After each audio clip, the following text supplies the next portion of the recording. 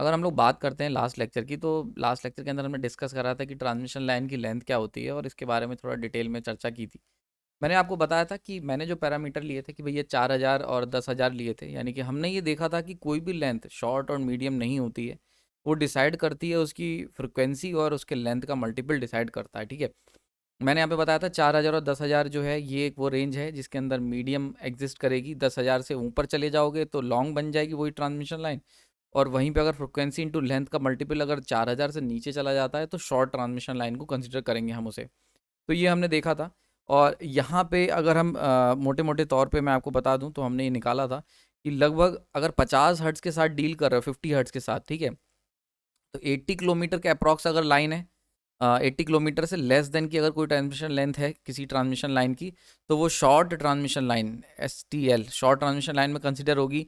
80 से लेके 200 के बीच में अगर आ रही है तो वो हमारी लगभग मीडियम ट्रांसमिशन लाइन में कंसिडर होगी। और 200 के अगर ऊपर चले जाते हो, ग्रेटर देन 200 अगर लेंथ है, तो वो हमारी लॉन्ग ट्रांसमिशन लाइन के अंदर में कंसीडर होगी। ये सारी चीज़ हमने डिस्कस करी थी। अच्छा, बहुत सारे लोग मेरे पास, मेरे कई स्टूडेंट ने मुझसे कहा था कि सर कुछ बुक्स में अलग दे रखा है। तो देखो, ये एक कह सकते हो एक एस्टिमेटेड वर्ड है, एक एस्टिमेटेड रेंज मैंने बता दी। अगर आप बात करते हैं IJ नागराथ अगर उठाओगे, या फिर एक और कोई भी किताब अगर उठाओगे, तो कई बुक्स में अलग अलग रेंज दे रखी। ठीक है, मैं इसी रेंज के साथ काम करता हूँ और गेट में क्वेश्चंस जो आते हैं वो भी आपके इसी रेंज के साथ सॉल्व हो जाएंगे, कोई इसमें दिक्कत नहीं है। लेकिन अगर IJ नागराथ अगर आप पढ़ रहे हो तो वहाँ पे जो रेंज दे रखी है वो 80 से 160 किलोमीटर की दी हुई है। तो 160 जो एक्स्ट्रा जो नेक्स्ट रेंज है, यानी कि 80 किलोमीटर से नीचे शॉर्ट, 80 से 160 मीडियम, और 160 के ऊपर चले जाओगे तो वो हो जाएगी लॉन्ग ट्रांसमिशन लाइन। ठीक है, सेम CL वाधवा में भी, CL वाधवा अगर आप पढ़ रहे हो उस बुक में भी यही रेंज दे रखी है, 80 से 160। तो कई बार आपको ये रेंज दे रखी होगी, तो जो ऊपर वाली, नीचे वाली तो सही है बिल्कुल 80 वाली। अगर आप 200 वाली रेंज की बात करते हो तो वहाँ पे थोड़ा सा चेंज है। कई बुक्स में ये 200 दे रखी, किसी में 160 दे रखी, किसी में 150 दे रखी है। सो ये इतना आपको मार्जिन लेके चलना पड़ेगा अगेन, क्योंकि मैंने आपको बताया इन सारे कॉन्सेप्ट के पीछे की वजह क्या है। इन सारे कॉन्सेप्ट के पीछे की वजह थी कि कैपेसिटेंस कहाँ पे कितना है, सारी चीज़ें इसी बात पर निर्भर है कि कैपेसिटेंस किस में डोमिनेट हो रहा है। तो जैसे ही आप 150 के ऊपर बढ़ते हो तो कैपेसिटेंस का डोमिनेट होना शुरू हो जाता है, और यहीं पे हम लोग जो है वहाँ पे लॉन्ग ट्रांसमिशन लाइन की पिक्चर में आने लगती है। ठीक है, तो इसीलिए अलग अलग लोगों ने, इसका कोई ऐसा हार्ड पैरामीटर नहीं है। गेट में कई क्वेश्चंस इस फॉर्मूले, मतलब जो मैंने रेंज ली हुई इस रेंज में सॉल्व हो जाते हैं, तो मैंने 4000 से 10,000 ली हुई है। ठीक है, यानी कि 80 टू 200 किलोमीटर। ठीक है, और कई NITs में यही रेंज, IITs में भी पढ़ाते हैं प्रोफेसर्स, और कई जगहों पे ये रेंज 180 टू 160। तो इतना ज़्यादा हार्ड होने की ज़रूरत नहीं है, 150 प्लस मान लो एक मोटे मोटे तौर पे, और नीचे 80 मान लो। ठीक है, तो 80 से नीचे जाओगे तो उस तरीके से आपको रिजल्ट देखने को मिलेगा। तो ये हमने लास्ट लेक्चर के अंदर डिस्कस कर लिया था पूरी बिल्कुल डिटेल में। नाउ अब अगर मैं बात करता हूँ कि अगर मैं इस ट्रांसमिशन लाइन का एक इक्विवेलेंट सर्किट ड्रॉ करने की कोशिश करूँ, क्योंकि क्या होता है कि आपने देखा होगा जब भी हम मशीन पढ़ते हैं, ट्रांसफार्मर पढ़ा तो ट्रांसफार्मर एज अ डिवाइस पढ़ा, देन उसके बाद उसको एनालिसिस करने के लिए उसका इक्विवेलेंट सर्किट हमने ड्रॉ करा। बिल्कुल वैसे ही हमने फिर मशीन पढ़ी, उसको भी हमने पहले पढ़ा, DC मशीन को एज अ डिवाइस पढ़ा, देन उसके बाद हमने उसे, उसका भी इक्विवेलेंट सर्किट ड्रॉ करा उसको एनालाइज करने के लिए। तो एनालिसिस करने के लिए हमें इक्विवेलेंट सर्किट की ज़रूरत पड़ती। तो अगर मैं ट्रांसमिशन लाइन का इक्विवेलेंट सर्किट ड्रॉ करने की कोशिश करूं, including short, medium and long transmission line, तो वो कैसे ड्रॉ होगा इसकी हम लोग बात करेंगे आज इस लेक्चर में। मेरा नाम प्रांजल है और आज हम लोग चर्चा करेंगे equivalent circuit of transmission line के ऊपर। बड़ा ही इंपॉर्टेंट लेक्चर होने वाला है। क्यों? क्योंकि equivalent circuit of transmission line एक टफ कॉन्सेप्ट है, उसको आप इजीली नहीं समझ सकते। पर अगेन, मेरे चैनल का एक ही मोटो है कि कोई भी आपको इलेक्ट्रिकल इंजीनियरिंग में इंटरेस्ट डेवलप करना, ताकि आप जो है खुद ब खुद इन चीज़ों की तरफ अट्रैक्ट हो। और मेरी कोशिश ये रहेगी कि मैं सिंप्लीफाई कर सकूं जितना भी पॉसिबल है। तो चलिए शुरू करते हैं। सबसे पहले अगर हम बात करते हैं यहाँ पे equivalent circuit of transmission line की, तो इक्विवेलेंट सर्किट जो भी होगा ट्रांसमिशन लाइन का, तो वो हम इस पूरे सिस्टम में बात करेंगे 2 वायर सिस्टम की। तो एज अ बीटेक, या फिर अगर आप पॉलिटेक्निक में हो, बीटेक हो या एमटेक में भी हो, तो जनरली हम लोग 2 वायर सिस्टम का ही हम लोग सॉल्व करने की कोशिश करते हैं। ठीक है, अब ये 2 वायर सिस्टम कितने तरीके के हो सकता है? तो एक हो सकता है जिसमें हम लोग, अगर एक नॉर्मल 2 वायर सिस्टम की बात करें तो वहाँ पे हमारा ये ट्रांसमिशन टॉवर है। एक हो गया लाइव वायर, एक हो गया न्यूट्रल वायर। ठीक है, live and neutral. So this is a 2 wire system. यानी कि अगर एक लाइव वायर है, एक न्यूट्रल वायर है AC में, तो हम इसको 2 वायर सिस्टम कहेंगे। एक से पावर जा रही है और दूसरे से पावर रिटर्न हो रही है। तो एक तो ये हो गया 2 वायर। दूसरा एक जो मोर जनरलाइज्ड फॉर्म है वो कौन सी है वो ये है कि एक लाइव वायर है जहाँ से पावर जा रही है, और जो रिटर्निंग पाथ है वो थ्रू ग्राउंड है, ठीक है। तो ground act as a neutral, जो कि जनरल केस है, जैसा कि हम लोग जो जनरली हम लोग लेते हैं, ठीक है, क्योंकि ग्राउंड को एज अ रिटर्न पाथ हम लोग ट्रीट करते हैं। तो ये दोनों के दोनों 2 वायर सिस्टम की तरह पिक्चर में वर्क करेंगे। और अगर मैं इनका इक्विवेलेंट सर्किट ड्रॉ करूं तो ये कुछ इस तरीके का सिस्टम आएगा, ठीक है, कि एक तरफ हमारे पास सोर्स होगा, एक तरफ लोड होगा, and the one wire is the live wire and the other one is the neutral wire. तो this is known as 2 wire system. तो इसी वायर के सिस्टम को हम लोग पूरे सिस्टम में कंसिडर करेंगे, यानी कि short, medium and long transmission line जो मैं ड्रॉ करूंगा वो 2 वायर सिस्टम, यानी कि 1 live wire and 1 neutral wire consider करके करूंगा, ठीक है। नाउ अगर हम बात करते हैं तो इंपॉर्टेंट चीज क्या निकल के आई, तो ये 2 वायर सिस्टम कहाँ का एग्जिस्ट करता है। सिंगल फेज अगर ले रहे हो तो 2 वायर ही होगा भाई, एक लाइव होगा phase wire and the other one is the neutral wire जो घरों में आ रहा होता है। तो ये 2 वायर सिस्टम अगर हम सिंगल फेज ले रहे हैं तो नॉर्मली एक लाइव एंड न्यूट्रल। 3 फेज ले रहे हो, क्योंकि जनरली जब हम ट्रांसमिशन लाइन की बात करते हैं तो it is a 3 phase line. तो ये वहाँ कैसे पिक्चर में एग्जिस्ट करेगा, तो 3 फेज लाइन के अंदर जब भी मैं ये 2 वायर सिस्टम की बात कर रहा हूँ तो हम actually we are talking about the phase value, ठीक है, फेज टू न्यूट्रल बेसिस पे हम लोग बात करेंगे। समझ में आ रही बात ये। तो जो कन्फ्यूजन मत रखना, यानी कि फॉर एग्जांपल अगर कोई 3 फेज सिस्टम है और मैं 3 फेज लाइन में ट्रांसमिशन हो रहा है, चाहे शॉर्ट है, चाहे मीडियम है, चाहे लॉन्ग है, तीनों के तीनों हम जानते हैं कि 3 फेज सिस्टम में ही पावर ट्रांसमिट होती है। तो ये तीनों वायर को लेने की जगह हम लोग क्या करेंगे, हम लोग इसकी इक्विवेलेंट सर्किट ड्रॉ करने के लिए एक लाइव और एक लाइन वायर और एक the other one is the neutral और ग्राउंड को कंसिडर कर लेंगे। सो this is again a 2 wire system. तो हम लोग एक्चुअली अगर 3 फेज सिस्टम की बात करते हैं तो हम लोग फेज वैल्यू पे वर्क करेंगे, फेज वैल्यू पे। समझ में आ रही है। और आप जानते हैं फेज किसके बीच में, फेज वैल्यू कैसे आती है, लाइव एंड न्यूट्रल के बीच में। तो बिल्कुल यही समझ लो कि अगर सिंगल फेज ले रहे हो तो नॉर्मली लाइव एंड न्यूट्रल हो गया, और अगर 3 फेज ले रहे हो तो 3 फेज में हम लोग लाइन वैल्यू पे वर्क नहीं करेंगे। इक्विवेलेंट सर्किट जो हम लोग ड्रॉ करके जो पैरामीटर यूज करेंगे इक्विवेलेंट सर्किट में, वो सारे के सारे क्या होंगे, फेज पैरामीटर होंगे। हम लोग फेज वैल्यू पे वर्क करेंगे। It is an important notice, ये ध्यान रखना कि फेज टू न्यूट्रल बेसिस पे हम लोग पूरा ड्रॉ करेंगे, बिकॉज ऑफ द सिंप्लिसिटी। काफी इजीली इसको बनाना होता है, इसीलिए हम लोग इसको लेके चल रहे हैं। एंड अगर बीटेक लेवल की बात करें तो दिस इज फाइन, ठीक है, समझ में आ रहा है। चलिए शुरू करते हैं। तो सबसे पहले अगर हम बात करें पैरामीटर को कैसे रिप्रेजेंट करोगे भाई इक्विवेलेंट सर्किट में, तो जैसे आपने याद होगा ट्रांसफार्मर, भाई हम लोग इक्विवेलेंट सर्किट ट्रांसफार्मर का बनाते थे, याद है, ऐसे करके फिर ये करके, तो हम लोग यहाँ पे लीकेज फ्लक्स दिखा देते थे। This one is the copper winding losses, copper winding जो वाइंडिंग करते थे वो लॉस होते थे। तो this is just the parameter representation. तो वैसे ही जब हम इक्विवेलेंट सर्किट ड्रॉ करेंगे ट्रांसमिशन लाइन का, तो उसके अंदर 2 पैरामीटर जो हमने पहले पढ़ रखे हैं, बहुत आप अच्छे से वाकिफ हो गए इसके बारे में। सीरीज पैरामीटर कौन कौन से, रेजिस्टेंस एंड इंडक्टेंस, ठीक है, और इनको हम लोग रिप्रेजेंट करेंगे आर से एंड जे एक्स से, क्योंकि imaginary inductance and imaginary part, तो हम लोग इस तरीके से रिप्रेजेंट करेंगे। और ये एक्स जो होता है वो जे ओमेगा, यानी कि रिएक्टेंस है यहाँ पे, ठीक है, यानी कि इंडक्टेंस को हम लोग एज अ रिएक्टेंस रिप्रेजेंट करेंगे, ध्यान रखना ये चीज़। तो सीरीज पैरामीटर कौन कौन से थे, एक था रेजिस्टेंस था और एक था इंडक्टेंस, यानी कि इंडक्टर। ना इंडक्टेंस को हम लोग डायरेक्टली एल ना रिप्रेजेंट करके इंडक्टेंस ले रहे हैं, समझ में आ रहा है। हम लोग इंडक्टर को यानी कि जो एल लेते वो ना लेके इंडक्टेंस ले रहे हैं, ठीक है। तो इंडक्टेंस बेसिकली, और we can say it reactance ले रहे हैं, ये ज़्यादा प्रॉपर वर्ड है, इंडक्टेंस मैं गलत बोल रहा था। तो इंडक्टेंस को हम कैसे रिप्रेजेंट कर रहे हैं, ना रिएक्टेंस फॉर्म में उसको रिप्रेजेंट कर रहे हैं ओम्स में, जबकि इंडक्टर की वैल्यू क्या होती है, हेनरी होती है, ठीक है, ध्यान रखना ये चीज़। मैं इंडक्टेंस बोल रहा था। तो रेजिस्टेंस को हम लोग आर की तरह ही रिप्रेजेंट करेंगे और इंडक्टेंस को रिएक्टेंस की फॉर्म में रिप्रेजेंट करेंगे ओमेगा में। बात समझ में आ रही है, क्लियर हो गया यहाँ पे। So this is your reactance. तो इंडक्टेंस को किस में रिप्रेजेंट करोगे, रिएक्टेंस की फॉर्म में रिप्रेजेंट करेंगे हम लोग अपने सर्किट में, समझ में आ रही है, अपने जो इक्विवेलेंट सर्किट बनाएंगे, क्लियर। नाउ इन दोनों को अगर कंबाइन कर देंगे तो वो बन जाता है इम्पिडेंस, ठीक है, आर प्लस जे एक्स, याद है, this is the very common concept जो हम लोग कहते हैं। तो ये हो जाता है इम्पिडेंस, होता है बहुत कॉमन फॉर्मूला है। और ये इम्पिडेंस जो होता है इसको हम लोग कहते हैं सीरीज इम्पिडेंस। तो जनरली जब भी हम कहते हैं ट्रांसमिशन लाइन का सीरीज इम्पिडेंस की बात हो रही है, तो बेसिकली वहाँ पर रेजिस्टेंस और रिएक्टेंस की बात हो रही होती है, क्लियर हो गया यहाँ पे। इसी तरीके से अगर शंट पैरामीटर की बात करें तो शंट में कैपेसिटेंस एंड कंडक्टेंस, कंडक्टेंस को जी से दिखाओगे और कैपेसिटेंस को जे ओमेगा सी से। अब जे ओमेगा सी क्या है बेसिकली, तो जे ओमेगा सी जो है वो 1/x सी है, यानी कि 1 रिएक्टेंस है, और ये जो होता है ये होता है एडमिटेंस। तो इसीलिए हम इसका इस्तेमाल करेंगे, इन दोनों को हम लोग एज अ एडमिटेंस रिप्रेजेंट करेंगे, समझ में आ रहा है। And this Y admittance is known as shunt admittance, clear हो गया यहाँ पे। क्योंकि अगर हम रिएक्टेंस के रूप में कैपेसिटेंस को रिप्रेजेंट करते हैं तो 1/x जे ओमेगा सी लेना पड़ता है यहाँ पे, तब हमारा काम हो पाता है। तो इसीलिए हम लोग इसमें शंट पैरामीटर को एज अ शंट एडमिटेंस की तरह रिप्रेजेंट करेंगे जे ओमेगा सी, क्लियर हो रहा है यहाँ पे।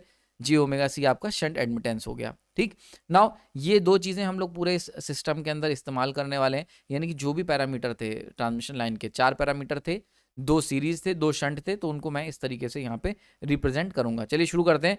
तो सबसे पहले शॉर्ट ट्रांसमिशन लाइन की बात कर लेते हैं, उसका इक्विवेलेंट सर्किट बनाएंगे। तो पैरामीटर कौन कौन से होंगे, आर एंड एल होंगे, क्योंकि सी एंड जी जो है वो नेग्लिजिबल है, हमने बताया था। तो भाई हमें ट्रांसमिशन लाइन है हमारे पास, और ये हमारे पास एक जनरेटर है और एक लोड है।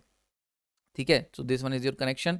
ना यहाँ पे करंट जनरेशन से निकल के लोड की तरफ जा रहा होगा और कंप्लीट जो पाथ कर रहा होगा with the help of ground कर रहा होगा। ठीक है, तो भाई लाइन का क्या होगा, लाइन का कुछ रेजिस्टेंस होगा, दिस इज लम्प्ड रेजिस्टेंस, क्योंकि मैंने बताया था जब शॉर्ट ट्रांसमिशन लाइन लोगे तो वहाँ पे लम्प्ड पैरामीटर का इस्तेमाल होगा, नॉट अ डिस्ट्रीब्यूटेड, क्योंकि लम्प्ड पैरामीटर जो होते हैं वो हाई एक्यूरेसी दे देते हैं जब हम शॉर्ट ट्रांसमिशन लाइन की बात करते हैं। ठीक है, तो हम लोग लम्प्ड लेंगे और यहाँ पे आगे जे एक्स आ जाएगा। नाउ ये हो गया वायर का, यानी कि जो लाइव वायर है, ठीक है, उसका हो गया। ना अगर हम बात करते हैं रिटर्निंग पाथ की, तो रिटर्निंग पाथ कहाँ से, वाया ग्राउंड है, तो भाई ग्राउंड का भी कुछ रेजिस्टेंस होगा और ग्राउंड का भी कुछ रिएक्टेंस होगा, समझ में आ रही है, इंडक्टेंस होगा। तो उसको हम कैसे रिप्रेजेंट करेंगे, उसको हम रिप्रेजेंट करेंगे R G and J X G से, समझ में आ रहा है।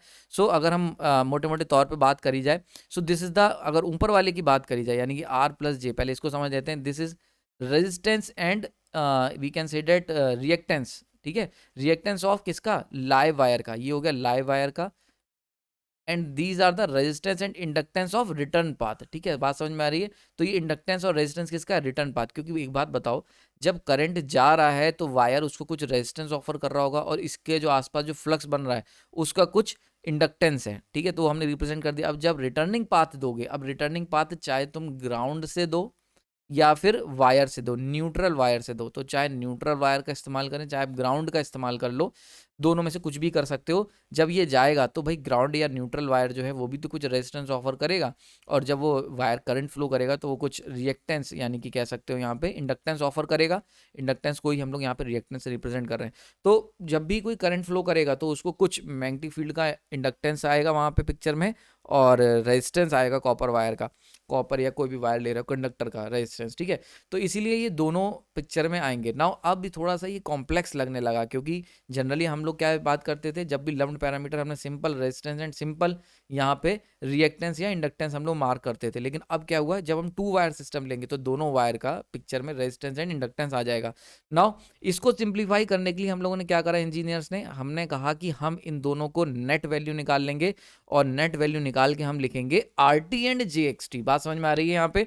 तो this one is your total resistance and X T is the total reactance. ठीक है, तो यहाँ पे आर टी क्या हो गया, क्लोज्ड लूप का रेजिस्टेंस, यानी कि पूरा जो वायर का क्लोज्ड लूप हुआ, closed loop means live and neutral included, यानी कि चाहे लाइव वायर है, और जैसे for example this is your live wire, यहाँ से करंट गई और उसके बाद लोड से वापस रिटर्निंग हो गई न्यूट्रल वायर से, तो this is your closed loop. समझ में आ रहा है, ये क्लोज्ड लूप हो गया। तो इस पूरे वायर का क्लोज्ड लूप का टोटल रेजिस्टेंस जो होगा आर टी आ गया, समझ में आ रहा है। तो यानी कि यहाँ का रेजिस्टेंस और यहाँ का रेजिस्टेंस, इन दोनों को एड अप कर दोगे तो this one becomes R T, समझ में आ रहा है। तो ये हो गया तुम्हारा टोटल रेजिस्टेंस, और इसी तरीके से जो टोटल क्लोज लूप का जो रिएक्टेंस होगा, यानी कि ऊपर वाले का रिएक्टेंस ये वाला, this one and this one, इन दोनों का जो इक्वलेंट वैल्यू निकल के आएगी वो हमने लिख दी यहाँ पे जे एक्स टी। सो आर टी और जे एक्स टी वैल्यू निकल के आएगी। आर टी क्या हो गया, क्लोज लूप रेजिस्टेंस हो गया, and X T is the close loop inductance, समझ में आ रहा है, इंडक्टेंस हो गया, यानी कि टोटल इंडक्टेंस जो वैल्यू निकल के आई। क्लियर हो गया यहाँ पे, आई होप जी समझ में आ गई होगी। इसको इंडक्टेंस की जगह रिएक्टेंस लिख लो, वो थोड़ा सा ज़्यादा सही लगेगा, क्योंकि हम लोग ने रिएक्टेंस लिया हुआ है। ठीक है, बात समझ में आ रही। कुछ बुक्स में यहाँ पे एल भी दे रखा होता है, लेकिन जो मैं जहाँ से पढ़ता हूँ, मैंने जो भी जितना एनालिसिस की हुई है, इसको जे एक्स से रिप्रेजेंट करना ज़्यादा सही है, या इसे जे ओमेगा एल से रिप्रेजेंट कर लो, वो भी काफ़ी ज़्यादा एक्यूरेट वैल्यू है, क्योंकि अभी हम लोग आगे कैपेसिटर को जे ओमेगा सी से रिप्रेजेंट करने वाले हैं। ठीक है, तो देखो सारी वैल्यू जो होंगी वो ओम्स में लगभग आसपास उसके चलेंगी, तो उससे थोड़ा काफ़ी ईजी हो जाएगा कैलकुलेशन। अगर एल लिख लोगे या सी लिख लोगे तो वो थोड़ा सा दिक्कत करेगा। क्लियर हो रहा है यहाँ पे। तो हम लोग क्या कर रहे हैं, आर लिखा हुआ है यहाँ पे और इसको हमने लिख दिया एल। अच्छा, कई बुक्स में क्या होता है, इसको हम लोग डायरेक्टली यहाँ पे थोड़ा साफ कर लेते हैं, इसको एक साथ रिप्रेजेंट करा होता है, this one and this one is known as series impedance, Z लिख देते हैं directly, and Z equal to R T plus J X T. समझ में आ रहा है। So this is the series impedance of short transmission line. ये क्या हो गया, सीरीज इंपेडेंस हो गया ऑफ शॉर्ट ट्रांसमिशन लाइन का ये सीरीज इंपेडेंस की वैल्यू निकल के आ जाती है। तो अगर कभी आगे हम लोग चल के जब फॉर्मूले निकालेंगे, परफॉर्मेंस एनालिसिस करेंगे, तो ये सारी चीज़ें वहाँ पे बड़ा इंपॉर्टेंट रोल प्ले करेंगी। क्लियर हो रहा है? तो अलग अलग बुक्स में आपको ये अलग अलग चीज़ें इस तरीके से रिप्रेजेंट की गई होंगी। तो I hope short transmission line का इक्विवेलेंट सर्किट ड्रॉ कर पाए होगे। नाउ आगे चलते हैं, अब बात करते हैं मीडियम ट्रांसमिशन लाइन की। नाउ मीडियम लेंथ मैंने कितनी बताई थी, 4000 से लेकर 10,000 के बीच में अगर फ्रिक्वेंसी और लेंथ का प्रोडक्ट कर रहे हो और उसकी वैल्यू इतनी आ रही है इनके बीच में, तो this one is your medium length. Now 50 hertz की अगर बात करें तो ये लेंथ कुछ निकल के आती है 80 किलोमीटर और 200 किलोमीटर। यानी कि अगर तुम्हारा वायर जो ट्रांसमिशन लेंथ है वो 80 से 200 के बीच में, तो मीडियम लेंथ में आएगी। ठीक है, अब क्योंकि मीडियम लेंथ है इसका मतलब मीडियम कैपेसिटेंस पिक्चर में आ जाएगा। तो अब 3 पैरामीटर हो गए, आर, एल एंड सी, तीनों के तीनों इफेक्टिव होंगे मीडियम लेंथ के अंदर। ठीक है, तो अब अगर तीनों के तीनों इफेक्टिव हैं, तो अभी तक पीछे जो शॉर्ट ट्रांसमिशन लाइन थी बनाना बड़ा आसान था, क्योंकि केवल आर एंड एल थे, दोनों के दोनों सीरीज। लेकिन अब जो सी आ गया है, सी एक शंट पैरामीटर है ना। अब हमें सीरीज एंड शंट दोनों कंबाइन करेंगे, तो 3 तरीके हैं इनको करने के। ठीक है, तो पहला तरीका, एक ये तरीके से हम कंबाइन कर सकते हैं, एक ऐसा बना सकते हैं तीनों कंबाइन करके, एंड एक ये बना सकते हैं।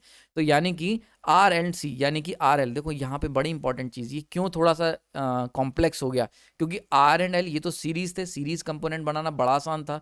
ऐसे ही हमने देखा था सी एंड जी को बनाना, एक साथ कैलकुलेट करना बड़ा आसान था। लेकिन यहाँ पे देखो आर एंड एल सी ये सीरीज कंपोनेंट्स हैं, and C is the shunt component. तो देखो सीरीज एंड शंट, जब सीरीज और शंट दोनों कंबाइन करोगे तो पिक्चर कॉम्प्लेक्स होनी है। तो इन तीनों को एक साथ कैसे यूज करा जा सकता है, जोड़ा जा सकता है। तो एक तरीका ये हो गया, एक तरीका ये हो गया, और एक तरीका ये हो गया। नाउ इनके स्पेसिफिक नाम है, नाम बता दे रहा हूँ। तो पहला वाला जो तरीका है, इसका जो नाम है, इसका नाम, इसको हम लोग, बड़ा इंपॉर्टेंट है, इसको हम लोग कहते हैं एंड कंडेंसर मेथड। समझ में आ रही बात? ये this one is known as end condenser method. ठीक, the second one is known as nominal T method. ठीक है, तो एक तरीका जिसमें हमने, पहला तरीका क्या कहलाएगा, एंड कंडेंसर मेथड के नाम से जाना जाता है, दूसरा तरीका है नॉमिनल टी, एंड तीसरा है नॉमिनल पाई मेथड। तो यहां से 3 नाम निकल के आए, यानी कि आर एल और सी, इनको 3 तरीके हैं अरेंज करने के, और इन्हीं के बेसिस पे नाम आ जाता है एंड कंडेंसर, टी और पाई। देखो देखने में भी लग रहा होगा, टी तो तुम्हें दिख रहा है यहाँ पे, सिंपल सामने देख के बता सकते हो टी लिखा हुआ है, और पाई भी ऐसे ही हम लोग बनाते हैं। तो यहीं से इनको नाम दे दिया नॉमिनल पाई, नॉमिनल टी।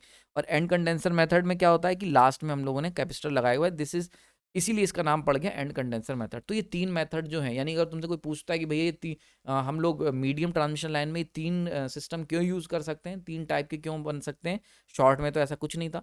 तो आप कहेंगे कि भैया मीडियम के अंदर सी भी आ गया, यानी कि सीरीज के साथ शंट पैरामीटर भी हमने डाल दिए, और जब सीरीज और शंट दोनों को करोगे तो उनको अरेंज करा जा सकता है, 3 तरीके से हम उनको अरेंज कर सकते हैं, और वहीं से नाम आए हुए हैं। सही है, अब एक एक करके जरा देखते हैं।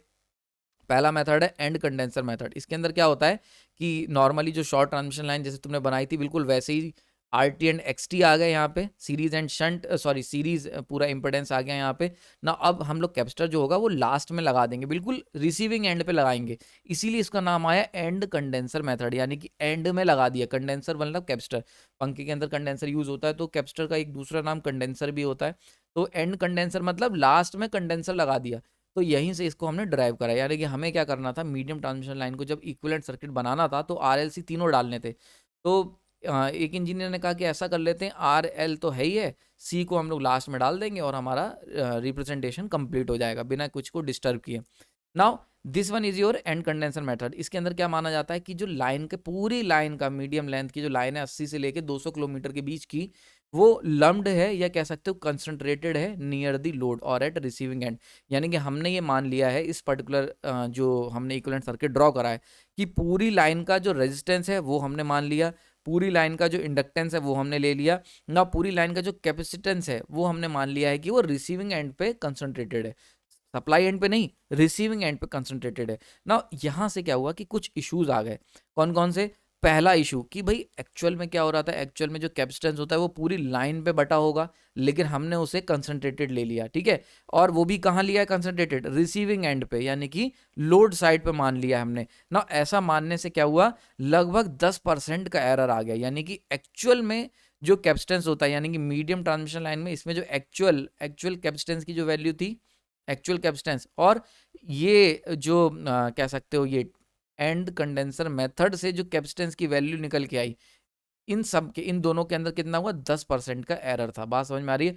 तो जो कैलकुलेशंस हमने करी, ओवरऑल जो कैलकुलेशन करी, उसमें सोचो 10% का एरर, ये एक ह्यूज एरर है अगर हम बात करते हैं पावर सिस्टम की, 10% मायने रखता है। तो 10% का एरर निकल के आ रहा था अगर हम ये वाला मॉडल यूज़ कर रहे थे। और एक और ख़ास बात थी, ऐसा क्यों हो रहा था, क्योंकि हम लोग ओवर एस्टिमेट कर रहे थे इफेक्ट ऑफ लाइन कैपेसिटेंस। यानी कि हम लोग ये जो लाइन का जो कैपेसिटेंस था, इसको हमने एक्स्ट्रा ओवर एस्टिमेट कर रहे थे, यानी जितनी इसकी वैल्यू होनी चाहिए थी उससे ज़्यादा वैल्यू हम लोग इस पर्टिकुलर अगर मॉडल को यूज़ करते हैं, तो यहाँ पे जो कैपेसिटर यूज़ करोगे वो ओवर एस्टिमेट करोगे तुम जितनी होनी चाहिए उससे। समझ में आ रही बात ये? क्लियर हो रहा है यहाँ पे? तो ये जो मेथड था ये ओवर एस्टिमेट कर रहा था, जितनी वैल्यू होनी चाहिए उससे ज़्यादा ओवर एस्टिमेट कर रहा था इफेक्ट ऑफ लाइन कैपेसिटेंस को। समझ में आ रहा है बात ये? तो जैसे फॉर एग्जांपल हमारे पास ट्रांसमिशन लाइन है, हम मान के चल रहे हैं कि इसका कैपेसिटेंस सर्टेन वैल्यू होगा, लेकिन ये जो मेथड है इसके अंदर जो कैपेसिटेंस यूज़ कर रहे हो वो जितना होना चाहिए उससे ज़्यादा कैपेसिटेंस तुम लेके चल रहे हो। तो जो एक्चुअल जो कैलकुलेशन निकल के आएंगी और जो होनी चाहिए उनके बीच में 10% का एरर निकल के आ जाएगा। सही है? तो ये मेथड टोटली फेल था, इसको हम कभी भी इस्तेमाल नहीं करते हैं। इवन जो अब जो लेटेस्ट एडिशन की बुक्स आ रही हैं उसके अंदर ये मेथड को स्किप कर देते हैं हम लोग, ठीक है? तो ये मेथड में ये सबसे बड़ी ये बुराई थी, इसको हमने हटा दिया। तो हमने सॉल्यूशन क्या निकाला, तो सॉल्यूशन था हमारे पास nominal T method. Nominal T method में क्या करते हैं कि हम लोग जो लाइन का कैपेसिटेंस है वो हम लोग सेंटर पे मान लेते हैं कि लम्प्ड है हमारे पास सेंटर में, और जो रेजिस्टेंस और जो इंडक्टेंस था यानी सीरीज पैरामीटर जो थे उनको डिवाइड कर लेते हैं दो में। यानी कि आधे हम मान के चलते हैं कि ट्रांसमिशन लाइन का जो रेजिस्टेंस एंड इंडक्टेंस है वो आधा रिसीव सप्लाई से लेके मिडिल पॉइंट तक है, एंड आधा मिडिल से रिसीविंग एंड तक है। बात समझ में आ रही? क्लियर हो रहा होगा यहाँ पे? So this is your we can say nominal T method. तो इसके अंदर हमने डिवाइड कर दिया, तो कंडेंसर यानी कि जो भी हमने लाइन का कैपेसिटेंस था उसे लम्प्ड मान लिया है सेंटर पे, और जो रेजिस्टेंस एंड इंडक्टेंस है उसे हमने डिस्ट्रीब्यूटेड मान लिया है इस तरीके से, ठीक है? तो आधा लम्प है, आधा कंसंट्रेटेड है हमारे फर्स्ट पोर्शन में। जैसे अगर बात करें, सो this is your first portion, ये हो गया तुम्हारा जनरेशन। तो जनरेशन यानी कह सकते हो सप्लाई एंड की तरफ, तो आधा जो है देखो डिवाइड बाई 2, आधा सप्लाई एंड की तरफ है टोटल कह सकते हैं इसको सीरीज इंपेडेंस Z/2, एंड आधा Z/2 कहाँ पर है हमारा रिसीविंग एंड की तरफ, this is your receiving end. तो रिसीविंग एंड और बीच में हमारा j ओमेगा एल आ गया। क्लियर हो गया यहाँ पे? Now this is the capacitance concentrated in the middle, इस पर्टिकुलर में, इसीलिए इसको टी, देखो ये टी की जैसा लग रहा है ना, ऐसे करके टी बन रहा है। तो यहाँ पे देखो ये बड़ा सा टी बन रहा है ना, इसीलिए इसका नाम पड़ गया नॉमिनल टी मेथड। ठीक, आयु समझ में आ रहा होगा? Now this one is your, हम कह सकते हैं series impedance in divide in two half. देखो इसकी पहचान ये है कि इसमें सीरीज इंपेडेंस जो था उसको हमने दो हाफ में डिवाइड कर लिया इक्वल। अच्छा एक चीज बड़ी इंपॉर्टेंट है, ये याद रखना, यहाँ पे मैंने जो आर लिखा है ये क्या है, this one is your closed loop resistance है, ये ध्यान रखना, क्लोज्ड लूप रेजिस्टेंस, यानी कि या कह सकता हूँ आर टी टोटल रेजिस्टेंस, यानी कि ये लाइव वायर है and this is neutral wire, और this one is the live and this one is the ground, कुछ भी है तो ये दोनों का रेजिस्टेंस है पूरे सिस्टम क्लोज्ड लूप, इस पूरे क्लोज्ड लूप का जो रेजिस्टेंस होगा वो हो गया आर। समझ में आ रही बात? ही ऐसी इस पूरे क्लोज लूप का जो रिएक्टेंस होगा, जो इंडक्टेंस होगा, ठीक है, वो हो गया आपका एक्स। समझ में आ रहा है? सो एक्स आपका हो गया पूरे ये जो इंडक्टर देख रहे हो ये पूरे लूप का इंडक्टेंस जो होगा वो आ गया यहाँ पे एक्स की तरह। ठीक है, तो आर टी को हमने डायरेक्टली आर लिखा हुआ है, वो लगभग हमने उसको इंक्लूड करा हुआ है। ठीक, तो ये चीज़ आपको ध्यान रखनी होगी ना। नॉमिनल पाई मेथड देख लेते हैं। एक इंजीनियर ने कहा यार सेंटर में कनेक्ट कर सकते हो, एक और तरीका है जो हम बता रहे हैं कि सेंटर में ना लो, आधा रिसीव एंड और आधा हम लोग सप्लाई एंड की तरफ ले लेंगे। यानी कि देखो पुराने मेथड में, नॉमिनल टी मेथड में, जस्ट प्रीवियस जो हमने देखा उसके अंदर हमने सीरीज इंपेडेंस को आधा आधा बांटा था और शंट एडमिटेंस को सेंटर में लिया था। नॉमिनल पाई में क्या करते हैं, शंट एडमिटेंस को आधा आधा बांट देते हैं और सीरीज इंपेडेंस को सेंटर में ले लेते हैं। देखो बड़ा इंटरेस्टिंग है। तो नॉमिनल पाई मेथड में क्या करते हैं कि जो सीरीज इंपेडेंस मेथड था, सीरीज इंपेडेंस पैरामीटर्स हैं जैसे कि रेजिस्टेंस हो गया, इंडक्टेंस हो गया, this is your series impedance. तो ये Z को हमने क्या करा, सेंटर पे लम्प्ड मान लिया, सेंटर पे ले लिया, और जो शंट एडमिटेंस है यानी कि दिस वन, इसको हमने क्या करा, डिवाइड बाई 2 कर दिया। यानी कि अगर इसको y लिखोगे तो y/2 and this is y/2। तो हमने क्या करा इस पर्टिकुलर में नॉमिनल पाई मेथड में क्या करा, देखो पाई ऐसे ही तो होता है, ये देखो ये पाई हम लोग ऐसे बनाते हैं तो इसको हमने पाई कह दिया। ठीक है, तो इसके अंदर हमने क्या करा, सीरीज इंपेडेंस को सेंटर पे ले लिया और जो शंट एडमिटेंस है उन्हें दो पार्ट्स में डिवाइड कर दिया था। First one is close to sending end the second one is close to receiving end. तो देखो जैसे हमने पिछले पार्ट के अंदर जस्ट प्रीवियस में यानी कि टी में हमने क्या करा था, टी में हमने जो शंट एडमिटेंस था उसे सेंटर पे लम्प्ड ले लिया था और जो सीरीज इंपेडेंस था उसको डिवाइड कर दिया था दो में, Z/2। So this is your T method. T में यानी कि जब भी आपको शंट एडमिटेंस को डिवाइड कंसंट्रेटेड लेना है, यानी कि लम्प्ड लेना है, एक ही लेनी, डिवाइड नहीं करना, तो उसे ये वाला मेथड यूज कर लोगे टी। और अगर शंट एडमिटेंस को डिवाइड करना है और सीरीज इंपेडेंस को एक वैल्यू लेनी है तो आप यूज करेंगे नॉमिनल पाई मेथड। समझ में आ रही बात, ये क्लियर हो रहा है? ठीक, तो कैपेसिटेंस को हमने डिवाइड कर दिया दो हाफ में और सीरीज इंपेडेंस को लम्प्ड मान लिया एट द सेंटर पे, पोर्शन पे। क्लियर हो गया यहाँ पे? So these are the basically two method जो कि हमने एंड कंडेंसर के अलावा ली, और ये काफी एक्यूरेट रिजल्ट देते हैं compare to the end condenser method. समझ में आ गया? तो नॉमिनल टी यूज कर सकते हो, नॉमिनल पाई यूज कर सकते हो। आने वाले समय में हम लोग इसको डिस्कस करेंगे जैसा हमारे पास समय रहेगा, जब हम बात करेंगे कैलकुलेशंस की एंड परफॉर्मेंस एनालिसिस करेंगे, तब इसको थोड़ा सा और डिटेल में देखेंगे कि कहाँ पे पाई और कहाँ पे टी यूज करना है। नाउ अब चलते हैं लॉन्ग ट्रांसमिशन लाइन के लिए। लॉन्ग ट्रांसमिशन लाइन की अगर बात करें तो मैंने बताया था 200 से कम है तो हमने कहा था कि लम्प्ड पैरामीटर प्रेफर करेंगे। कुछ बुक्स में ये बताया था कि 160 से अगर कम है, जैसे कि नागराज कोठारी एंड सीएल वादव, मैंने अभी स्टार्टिंग में लेक्चर्स के बताया था कि कई बुक्स में ये जो 200 किलोमीटर की रेंज थी इसे 160 दिया हुआ है, तो आप एक मोटे तौर पे मान के चलो 160 के प्लस। ठीक है, बात समझ में आ रही? तो 200 हो या 160 हो, इनके बीच की अगर ये रेंज में आ जाते हैं, यानी कि अबव 160 और अबव 200, तो we call them long transmission line. तो शॉर्ट है अगर 160 या 200 से कम है तो वहाँ पे हम लोग लम्प्ड पैरामीटर प्रेफर करेंगे, और अगर 200 से ज़्यादा है तो हम वहाँ पे डिस्ट्रीब्यूटेड पैरामीटर प्रेफर करेंगे। मैंने बताया था क्यों ऐसा, क्योंकि ऑब्वियस सी बात है लम्प्ड पैरामीटर जो होंगे यहाँ पे एरर ज़्यादा देने पड़े। लम्प्ड में हम लोग क्या करते हैं, ये मान के चलते हैं कि पूरी लाइन का जो ट्रांसमिशन लाइन का जो पूरे जो पैरामीटर्स हैं आर एल सी, ये सब एक जगह पे कंसंट्रेटेड हैं, लेकिन ऐसा होता नहीं है, डिस्ट्रीब्यूटेड ही होते हैं। पर क्योंकि हम लोग जो लम्प्ड पैरामीटर जब ये शॉर्ट और मीडियम में लेते हैं तो वहाँ एरर बहुत कम आता है लम्प्ड लेने से, तो इसलिए हम लोग लम्प्ड ले लेते हैं और सिंप्लीफाई भी करता है। इसके ऊपर मैंने सेपरेट लेक्चर बनाया हुआ है कि कहाँ पे लम्प्ड पैरामीटर इस्तेमाल करेंगे, वो देख सकते हो। ठीक है, तो लॉन्ग ट्रांसमिशन लाइन है डिस्ट्रीब्यूटेड पैरामीटर का इस्तेमाल करेंगे ना। अब देखते हैं इसको कैसे करेंगे। ठीक, तो हम लोग ड्रॉ करेंगे equivalent circuit of large transmission line.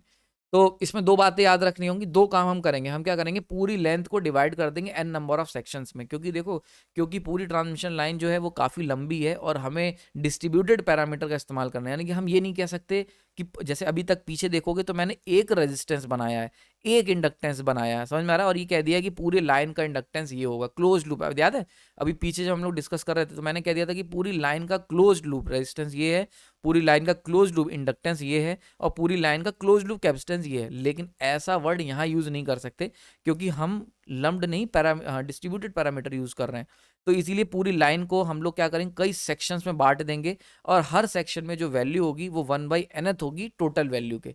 यानी कि अगर मैं कहता हूं कि पूरी लाइन का नेट रेजिस्टेंस आर निकल के आ रहा है तो एक सेक्शन की जो वैल्यू होगी वो 1/r/n होगी। बात समझ में आ रही? इसको जरा समझ लेते हैं कैसे होगा।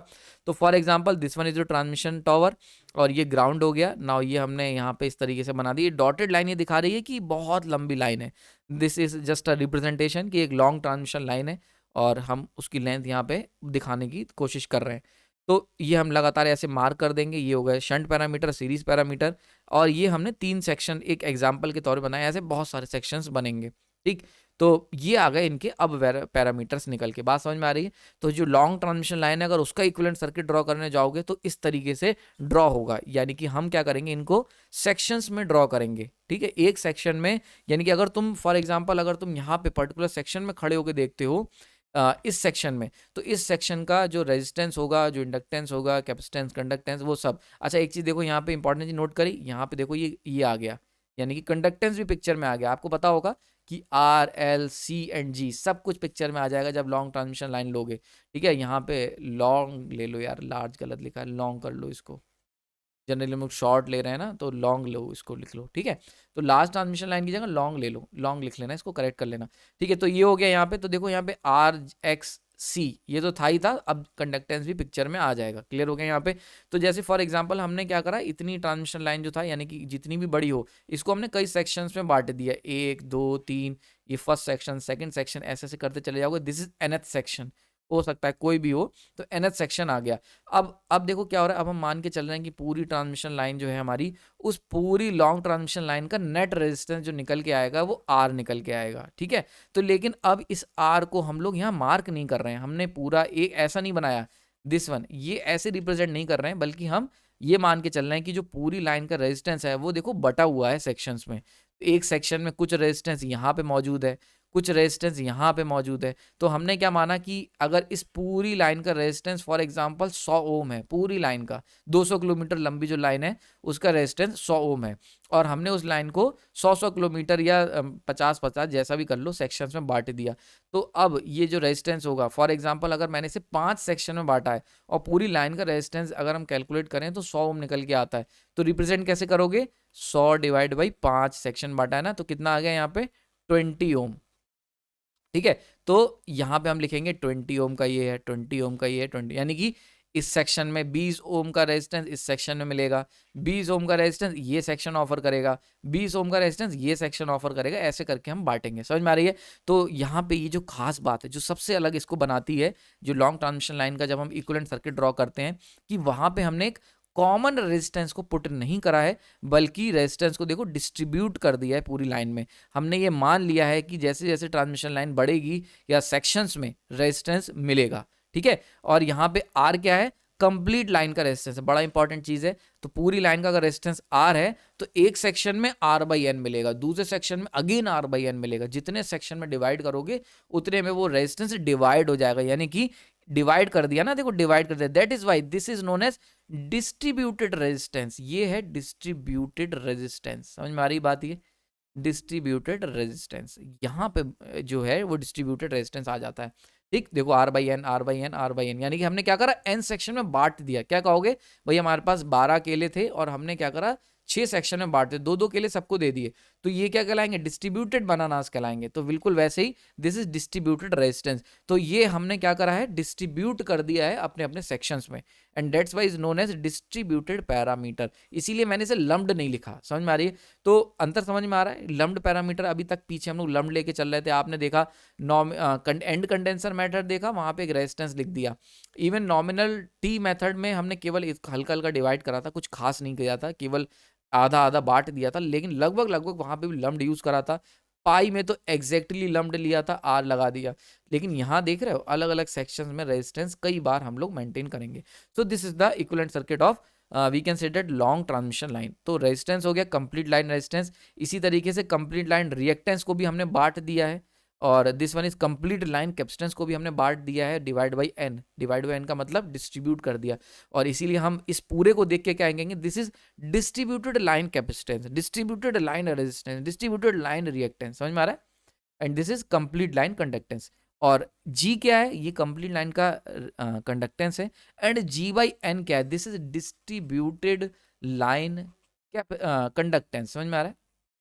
तो आर रिप्रेजेंट कर रहा है टोटल वैल्यू को, ऊपर जो लिखा हुआ है ये टोटल वैल्यू को रिप्रेजेंट कर रहा है, एंड डिवाइड बाई एन ये जो चीज हो गई ये कर रही है डिस्ट्रीब्यूटेड पैरामीटर। ये दिखा रही है कि ये पैरामीटर भाई डिस्ट्रीब्यूटेड है, ना कि लम्प्ड है। समझ में आ रही है? So this is now, and N is the number of sections. ये एन यहाँ पे नंबर ऑफ सेक्शन को रिप्रेजेंट कर रहा है। तो आई होप ये लेक्चर आपको पसंद आया होगा। काफी डिटेल्ड लेक्चर मैंने बनाने की कोशिश करी है, और सिंप्लीफाई तरीके से, क्योंकि अगेन ये एक बड़ा ही कॉम्प्लेक्स एंड बोरिंग कॉन्सेप्ट है, और जनरली यहाँ से इंटरेस्ट पावर सिस्टम में हट जाता है लोगों का। पर मेरी ये कोशिश है कि आप लोगों का इंटरेस्ट यहाँ पे मैं मेंटेन रखूँ, और even we can say that कि इंटरेस्ट को बढ़ाऊँ यहाँ पे। तो अगर लेक्चर पसंद आया तो लाइक कर सकते हैं। बहुत मेहनत लगती है एक लेक्चर को सिंप्लीफाई करके बनाने के लिए, और क्वालिटी लेक्चर्स में थोड़ा सा टाइम लगता है। डेट्स वाई मेरे पास रिक्वेस्ट बहुत सारी आ रही हैं कि नए लेक्चर्स में स्पेशली अलग अलग टॉपिक्स मेरे को लोग दे देते हैं कि सर इस टॉपिक पे प्लीज़ आप बना दो। मैं सारे लोगों की कोशिश करूँगा कि सभी लोगों की जो डिमांड है उसको फुलफिल कर सकूँ, बट अगेन आपको समझना होगा कि क्वालिटी लेक्चर्स बनाने के लिए मेरे को थोड़ा सा टाइम चाहिए, और अगेन मैं एक प्रोफेशन में हूँ, तो ये टाइम मेरे को इतना ज़्यादा नहीं मिलता है। तभी मैं अपनी कोशिश पूरी करता हूँ, और आपने अपना कीमती समय दिया उसके लिए धन्यवाद। काफ़ी तेज़ी से मेरे चैनल पे लोग आ रहे हैं, और हम लोग मिल के, आप लोग का सपोर्ट काफ़ी ज़्यादा है, काफ़ी लोग इस चीज़ को पसंद कर रहे हैं, आपको मेरा लेक्चर्स पसंद आ रहे हैं, उसके लिए अगेन थैंक यू। आपने अपना कीमती समय दिया इसके लिए धन्यवाद, और इसको शेयर करें, ज़्यादा से ज़्यादा लोगों तक पहुँचाएँ ताकि मैं और लोगों की हेल्प कर सकूँ। Thank you.